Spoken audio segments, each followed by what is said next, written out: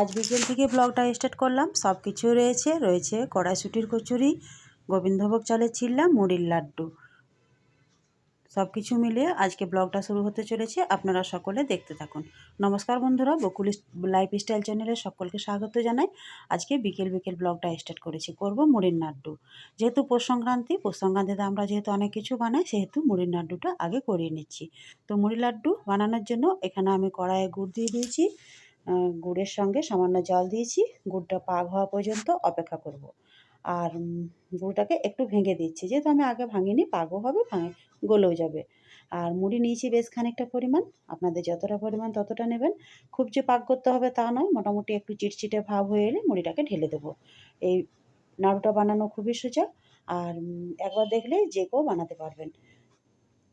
আজকে সকাল থেকে খুব বেশি ব্যস্ত ছিলাম, যেহেতু আজকে আমাদের সব কিছু রেডি করতে হয়। কালকে মানে পিঠে পরব, আমাদের এটা পিঠে পরবই বলে থাকে, পিঠে উৎসব। কোনো বছর আমরা পিঠে খেতে পাই, গড়গড়ে পিঠে, কোনো বছর আমরা খেতে পাই না। মানুষ মারা গেলে এই পিঠেটা চলে না। তো যাই হোক, নাড়ুটা এবার তৈরি করে নিচ্ছি হাত দিয়ে। বেশ গরম আছে, মানে হাতে ওঠানো যাচ্ছে না।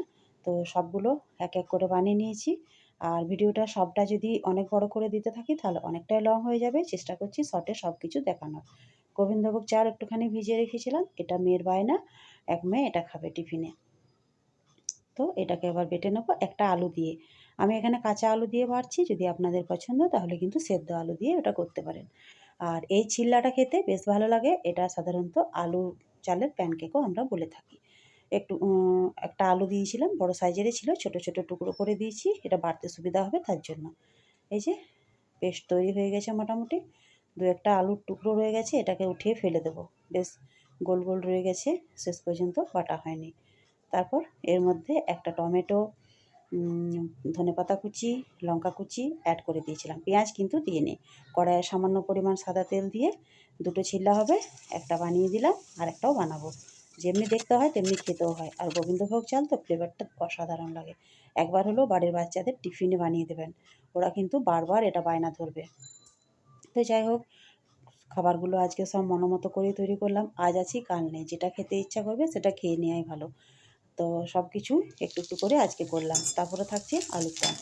আমি বিকেলের রান্নাটা যেহেতু তাড়াতাড়ি করি, তাই আপনাদের সঙ্গে বানিয়ে দিয়ে একটু শেয়ার করে দিলাম। আদা, কাঁচা লঙ্কা, রসুন, পেঁয়াজ, টমেটো বেটে নিয়েছি, ওদিকে পেঁয়াজটাকে ভাজতে দিয়ে দিয়েছি।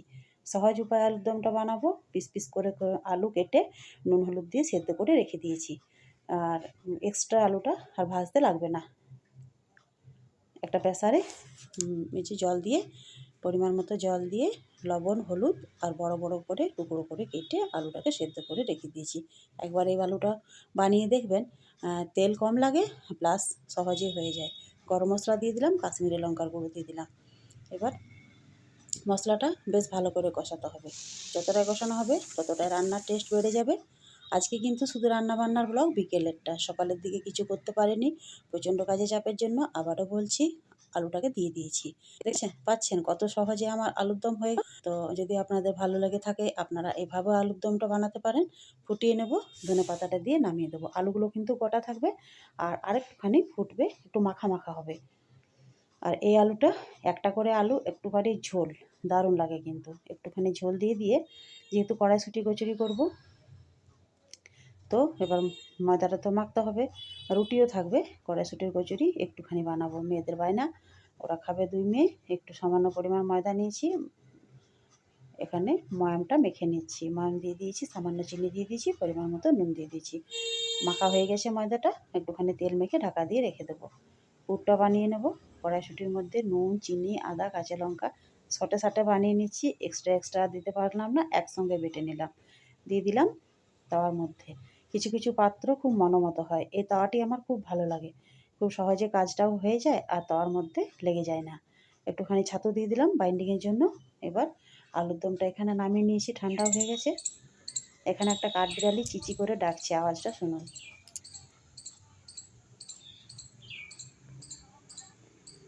ঠিক বিকেলবেলা একটু বাইরে বেরোলাম, তখন দেখছি কাঠবিড়ালিটা চিচি করছে।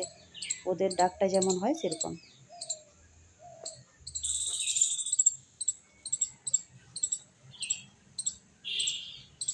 চারিদিকে গাছ জঙ্গলে ভর্তি। আমি বারবারও বলছি, আগেও বলেছি, আমার প্রত্যেকটা ব্লগেই বলা আছে, আমাদের চারপাশে প্রচুর গাছপালা আছে, তাই সব কিছুর ডাক শোনা যায়, পশু পাখি।